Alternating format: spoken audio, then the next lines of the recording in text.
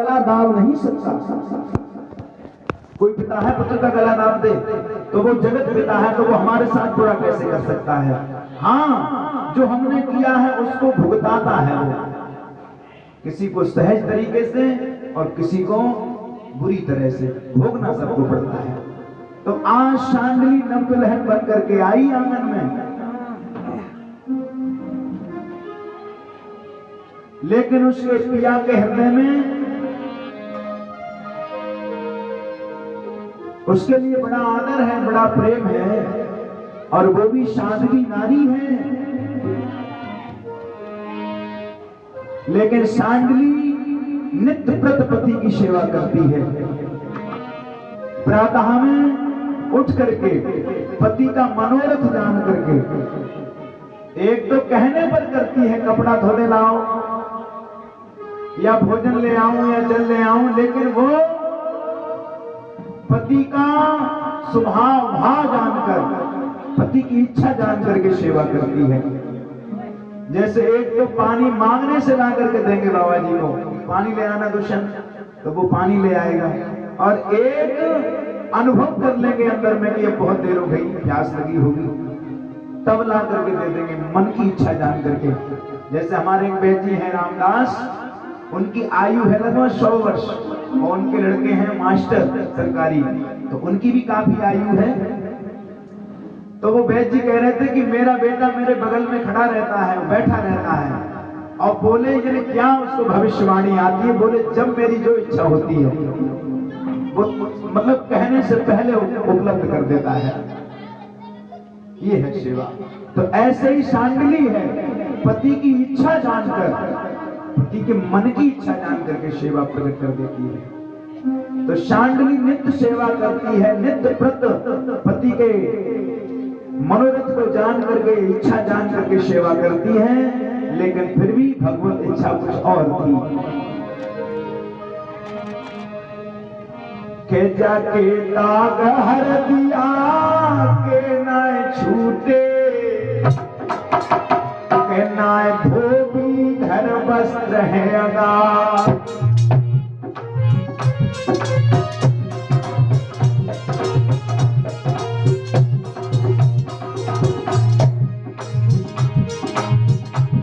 जाके दाग दिया के न छूटे,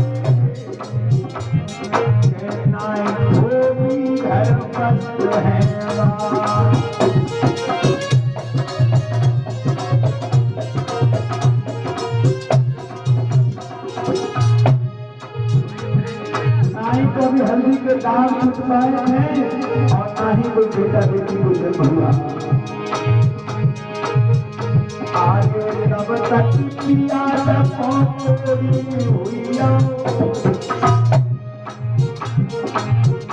कचू हो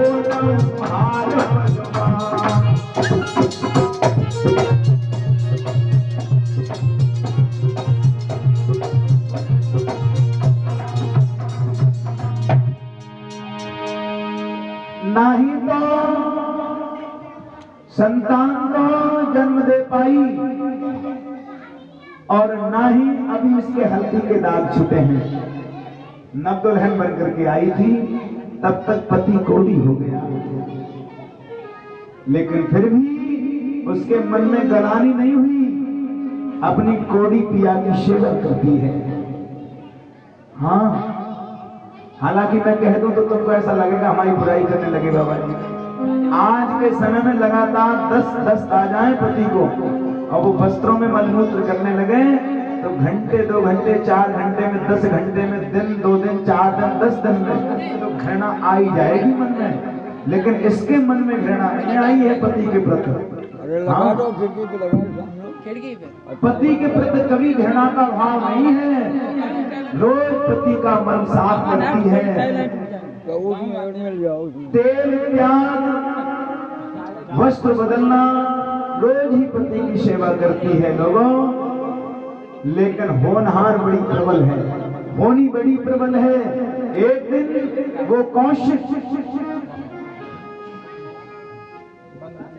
वो कौशिक ब्राह्मण अपने दरवाजे पर बैठा है,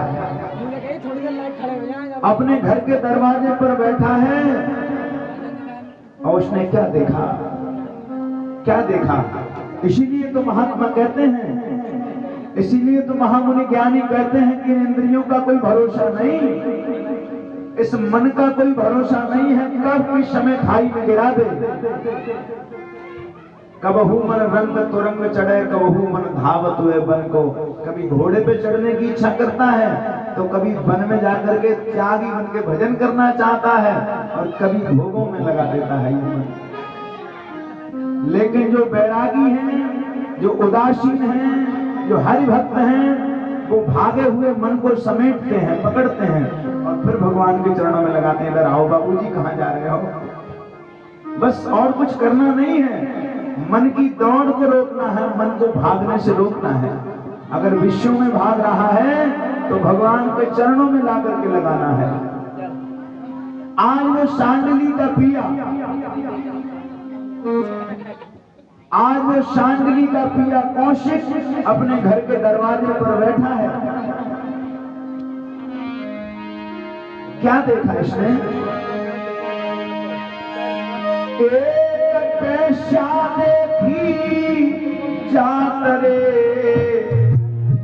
रूप में भैया यगनी।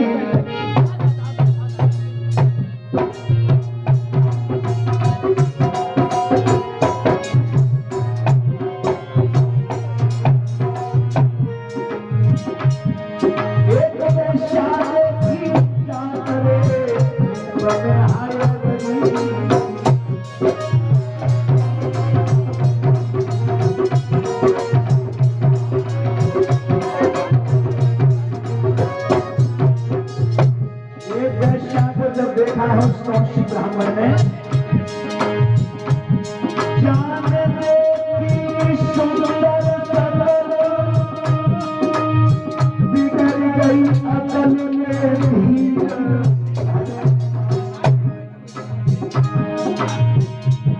जान देखी सुंदर सबल, बिगड़ गई अकल में धीर।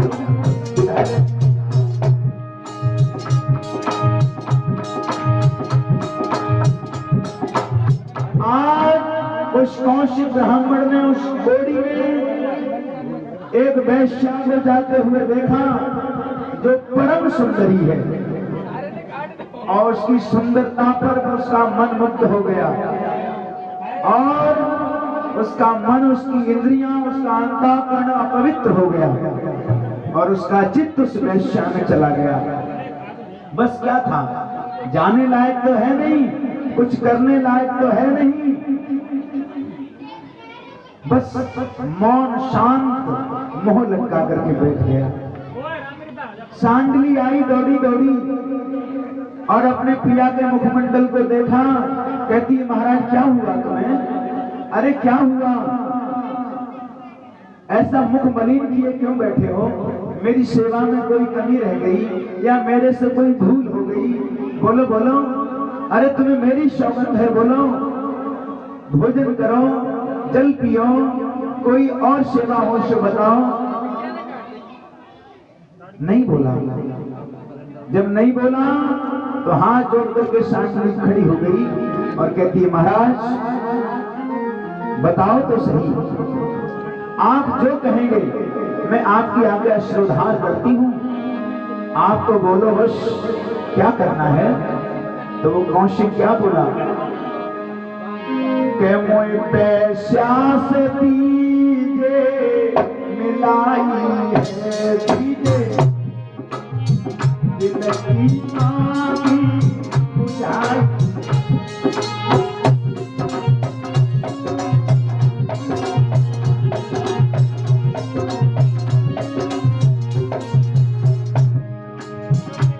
मोई पैसा से दीजे मिलाई है दीजे,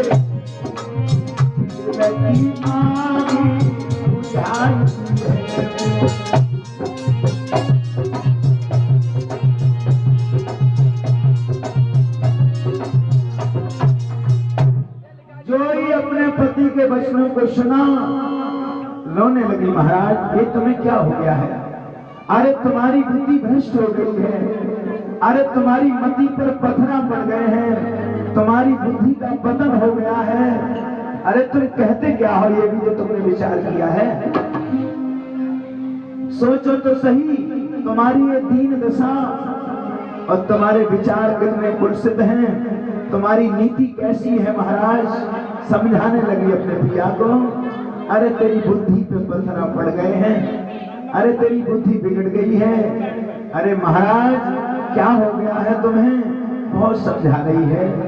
लेकिन वो कौशिक कहता है, ना ही मुझे जल चाहिए और ना ही मुझे भोजन चाहिए, नहीं चाहिए मुझे। अगर तू सच्ची पतिव्रता है तो मुझे वेश्या से मिला दे। आज की होती तो ट्रक के आगे डाल देती, मर जाए कड़ी खाओ फंदा कटे।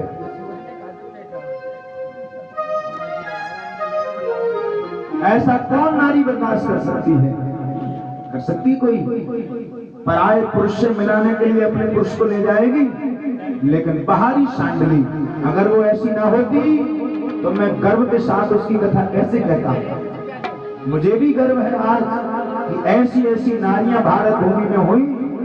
आज इसने अपने कोड़ी पिया को कांधों पर चढ़ा दिया, जाने के लायक नहीं है, चलने के लायक नहीं है, फिर भी बोल ही नहीं रहा है। घंटों सोई कम करे, बार बार इशारा करते। महाराज जी की माइक तो बंद है, जाके बाजेगी। बोली सतगुरुदेव भगवान। जब हारमोनियम का सुर नहीं मिलता कंठ से तो कंठ बिगड़ जाता है।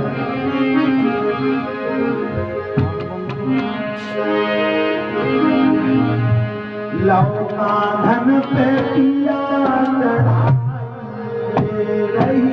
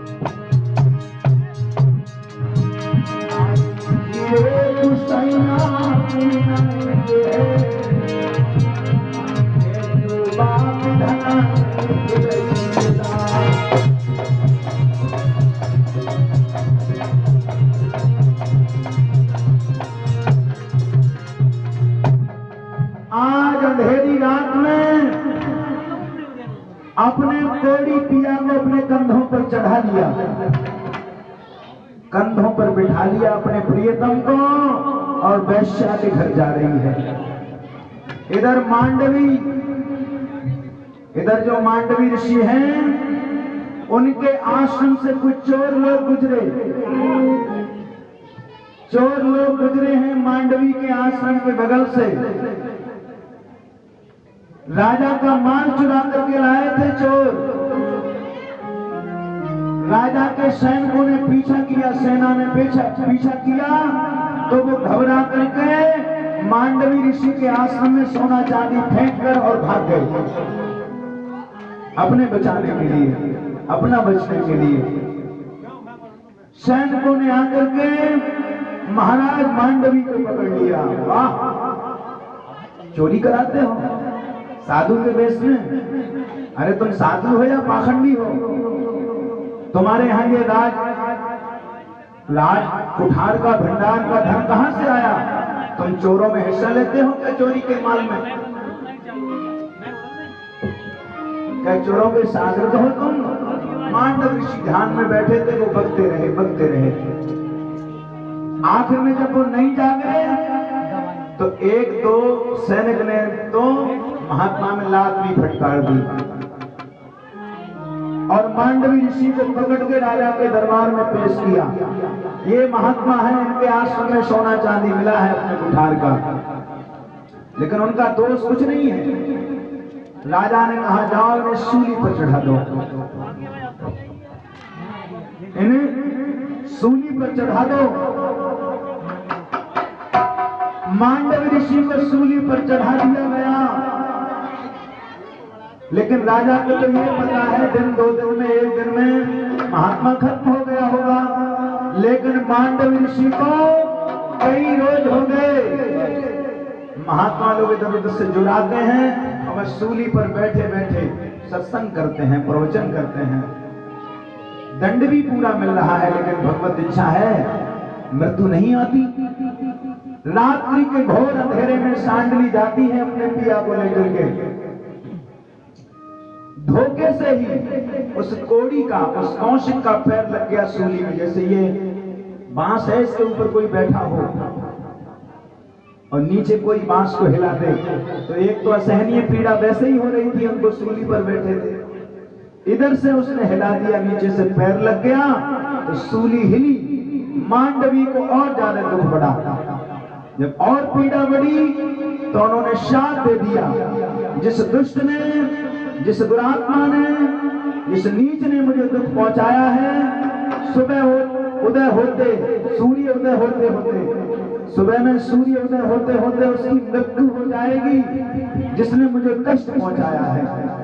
जा तो रही थी वैश्या के घर, लेकिन पति को शाप लग गया है, सुबह सूर्य उदय होते होते मृत्यु होगी।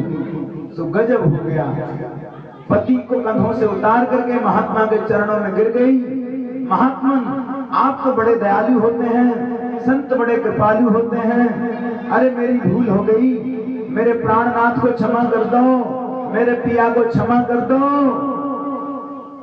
भूलवश लात लग गई कि तुम्हारी शूली में, इन्होंने जानकर तो नहीं मारी। मांडवी कहते हैं मैंने जो कह दिया वो कह दिया, मेरी वाणी मिथ्या नहीं होगी। सुबह सूर्य उदय होते होते, जैसे ही सूर्योदय होगा, जैसे ही भगवान भास्कर आंखें खोलेंगे, वैसे ही तेरा पिया मर जाएगा, ये कोड़ी खत्म हो जाएगा।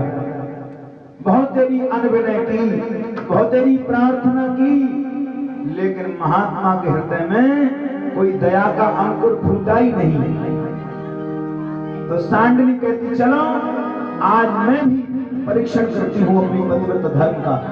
यदि सच्ची पतिव्रता हूं, यदि मैंने पर पुरुष को सपने में भी नहीं देखा हो, तो हे प्रभु आज से सूर्य ही नहीं निकलेगा। और बोली यदि सच्ची पतिव्रता में हूं,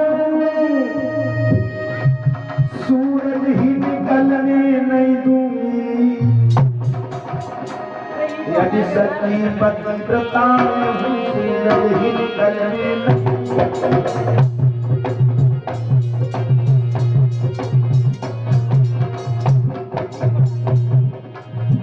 जो काशी वाली है उसकी इको सच्ची पतिव्रता में हूं, सूरज ही निकलने नहीं।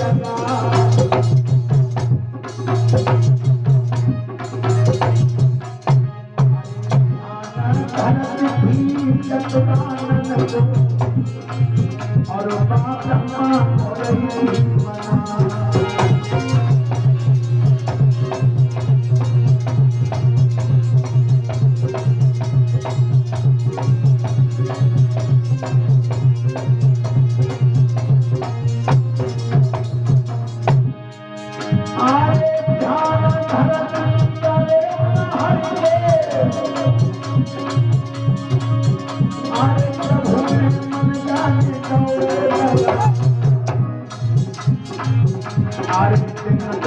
लकीरें कौन चलावे, 6 महीना सूरज निकलेगा।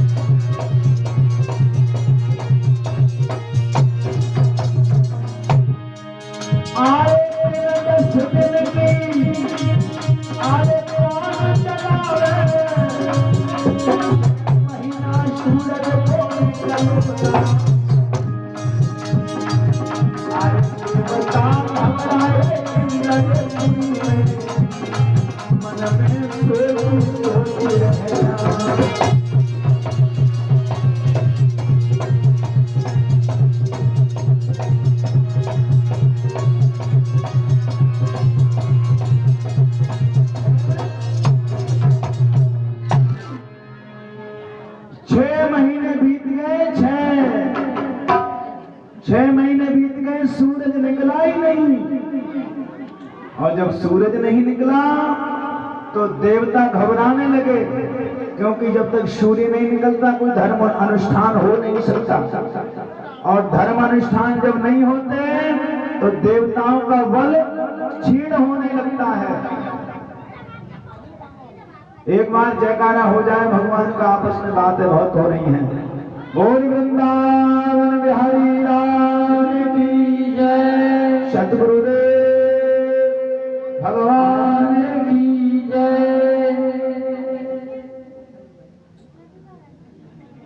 आज देवता लोग घबरा गए कि पृथ्वी में मृतलोक में यदि प्राणी हवन यज्ञ त्याग नहीं करेंगे तो हमारा बल जो है वो क्षीण हो जाएगा।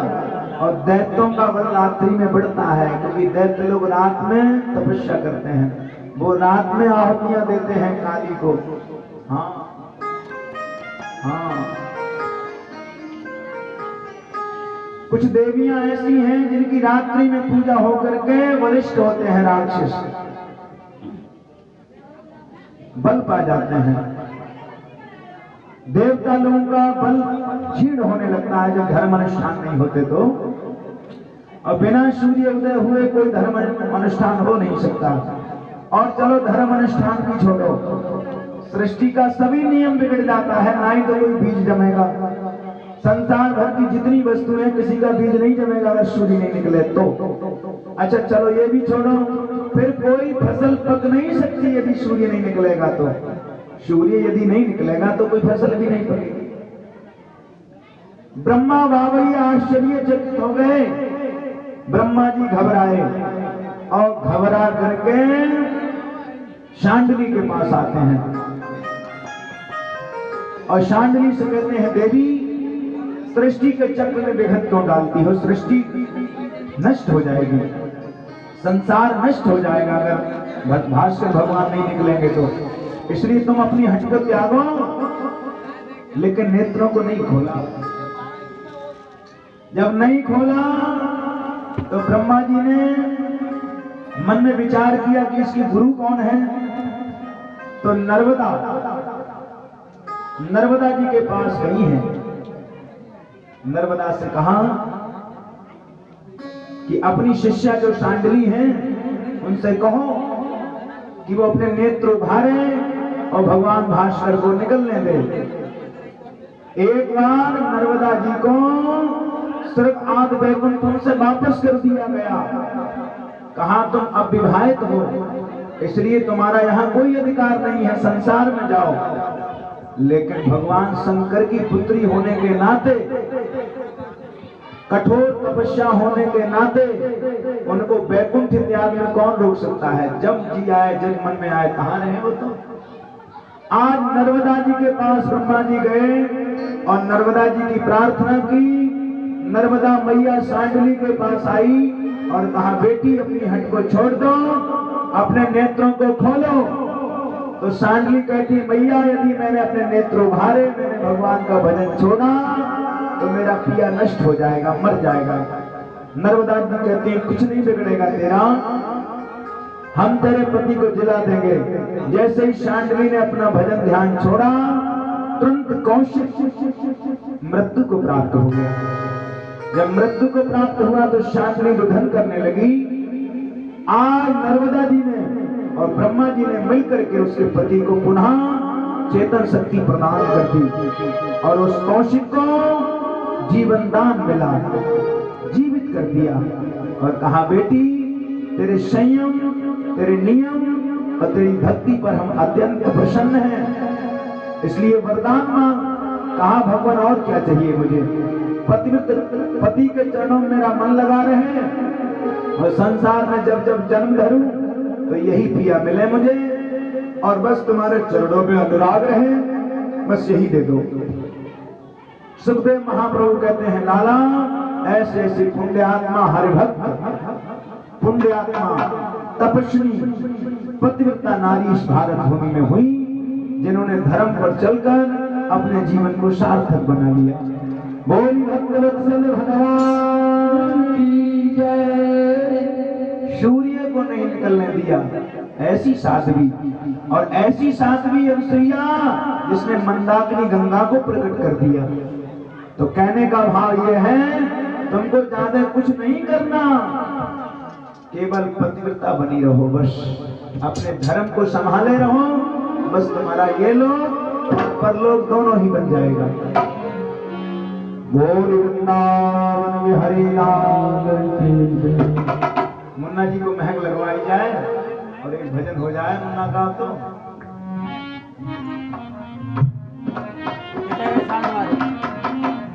चलो मुलायम सिंह तुम गाओ तो।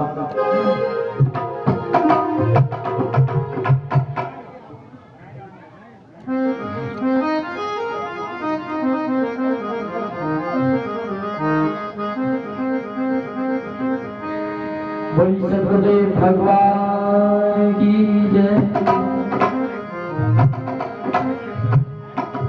जगत के रंग क्या देखूं, तेरा दीदार काफी है। जगत